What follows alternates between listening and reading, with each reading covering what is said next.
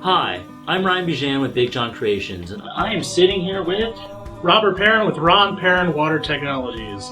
I'm working closely with Big John Creations to produce a film about an issue that affects everybody, even if they don't know about it. You could even say it's out of sight, out of mind. Here's a sneak peek.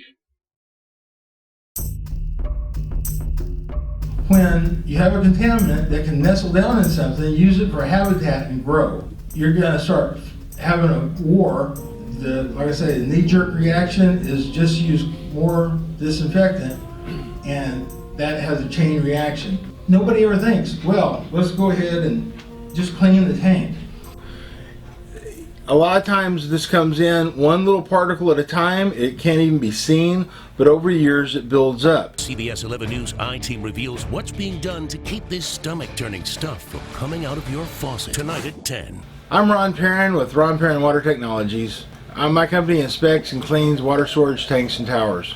We've inspected probably close to 6,000 water storage tanks and towers since 1997. We use an underwater camera. We're looking at what's on the floor of the tank. Over time, sediment builds up in the floor of the tank, one little particle at a time. A lot of these tanks go 20, 30 years without being cleaned, and when we find that, we find an average is up to 3 inches of sediment. And that can look like this. That's less than, it's about a 1/4 inch of sediment there. It has a variety of shapes and forms. It has a variety of colors. Two never look the same. But even in an 1/8 inch of sediment, there can be billions of bacteria.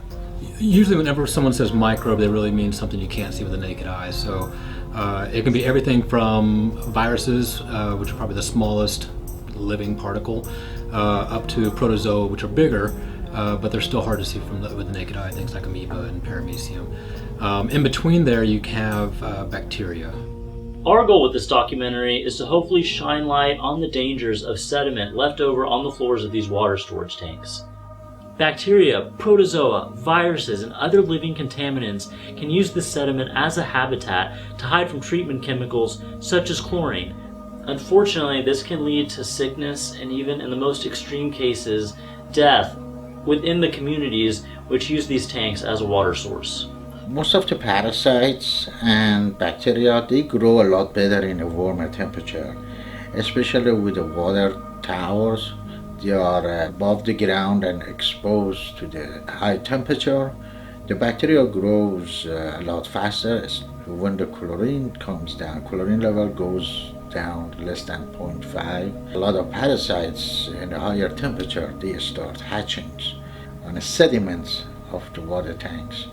And then it become a danger for the public. On the news this morning, I saw where people had bloodworms coming out of their taps. This community is evidently infested, and I'm gonna go down there and see for myself what's going on. About 3 days ago, I was putting water in the bathtub and I noticed worms in there.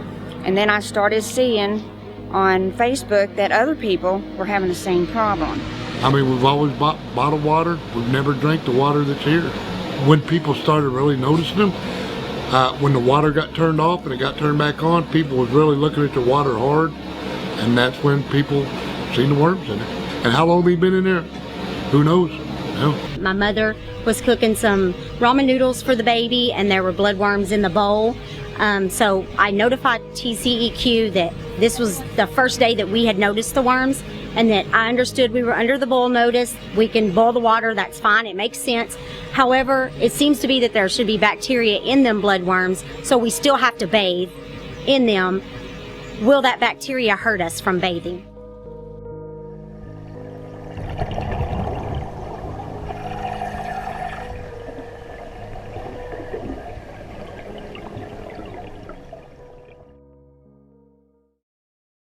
A 100 years ago, chlorine changed the world. But as our infrastructure ages, new threats are revealed. Treatment chemicals simply work better when tanks and towers are cleaned on a regular basis. With your help, we'd like to raise funding for travel expenses and equipment to turn this brief trailer into a full 60 to 90 minute documentary. Even if you can't donate anything financially, is there anything else you'd like to share with us? If you have any opinions on this topic and would like to be part of the conversation, let us know. If you have any videos or photos to share, we'll give you or your company full on-screen credit for anything that we use.